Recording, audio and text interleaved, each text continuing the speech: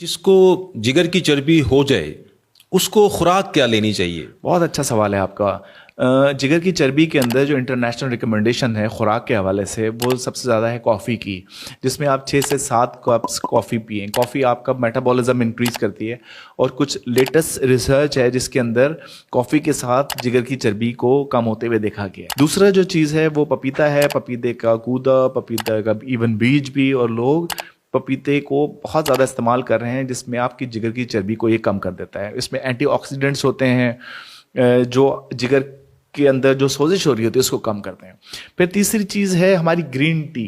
Green tea ये नहीं है सिर्फ कि हमने रात को सारा कुछ बली में खा के और वो उसके बाद आपने पीनी है कि वो आपको डिटॉक्सीफाई करनी है। आपने ग्रीन टी रेगुलर अपने जिस्म का हिस्सा बनानी है, जिसमें कुछ कैटेचिस होते हैं जिसमें आपके जिस्म जिगर के अंदर से चर्बी निकालने में, और एंटीऑक्सीडेंट्स होते हैं जो मदद करती हैं। सर एक दिन में कम से कम कितने कप आपको जितना ग्रीन टी के आप लेने पी चाहिए? सकते हैं 1 से 2 कप, इससे ज़्यादा क्या पिएंगे। सर लेकिन ग्रीन टी कॉफी में कैलोरीज होती है? ग्रीन टी के अंदर अगर मीठा डाल लेंगे तो फिर उसका फ़ायदा नहीं है। You need to be avoiding that thing, और आपने उसमें बहुत मीठा बिल्कुल ना डालें। बाकी आर्टिफिशियल स्वीटनर्स वगैरह वो अगर आप डालना चाहते हैं तो वो आप ले सकते हैं। बीट जूस, जिसको हम चुकंदर का जूस भी कहते हैं, ये बहुत अमेजिंग चीज़ है जिसमें फाइबर होता है, एंटीऑक्सीडेंट्स होते हैं, आयरन होता है, विटामिन B6 होता है।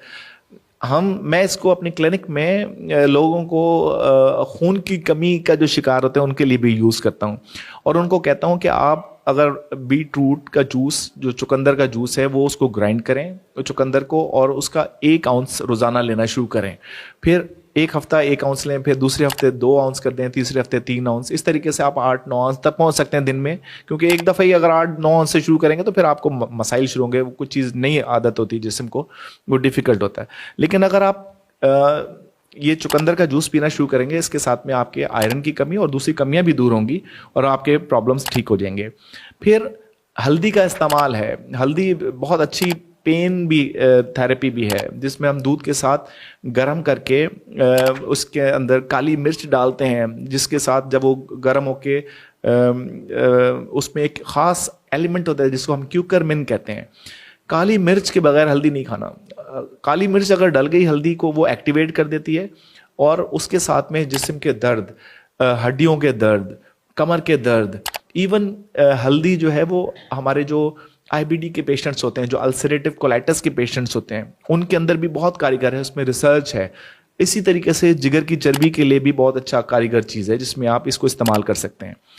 फिर आपका हाइड्रेशन, पानी का इस्तेमाल बहुत करना है। पानी जो है ना वो कम नहीं पीना। अगर आपने पानी के 12 से 16 गिलास दिन में पी लेते हैं तो आपका जो यूरिक एसिड जिसमें जमा हो रहा है, जिसकी वजह से आपके गुर्दों में पथरियां बन रही हैं, क्योंकि अक्सर जो जिगर की चर्बी के साथ मरीज आते हैं वो पथरियों का शिकार होता है, जिसमें जिगर के चर्बी की वजह से, यूरिक एसिड की ज़्यादती की वजह से पथरियां बन जाती हैं, तो वो उसमें भी हमें मददगार साबित होता है।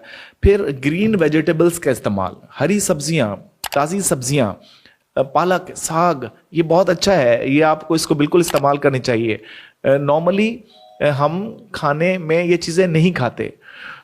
फिर आपने अवॉइड करना है जंक फूड को, कि जितने भी जंक फूड होते हैं ये आप अवॉइड करें। आप उसमें आपका क्या होता है कि आपके burgers, I don't want to take names, लेकिन ज़ुबैर एक मैं इंटरेस्टिंग बात यहाँ पे करना चाहता हूँ। मेरी फैमिली में मेरे फादर ने, he was a great man, वो बहुत अच्छी बात करते थे। जब हम कहते थे घर में आज क्या पक्का है, तो वो कहते थे खाना पक्का है तो खाना है।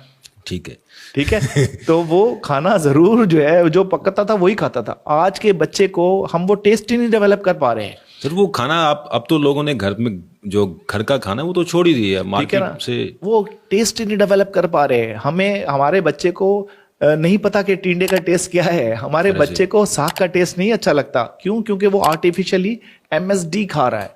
वो जो मुख्तलिफ ब्रांड्स की बर्गर्स खा रहा है, मुख्तलिफ चीज़ें खा रहा है, पिज़्ज़ा, शवारमास खा रहा है।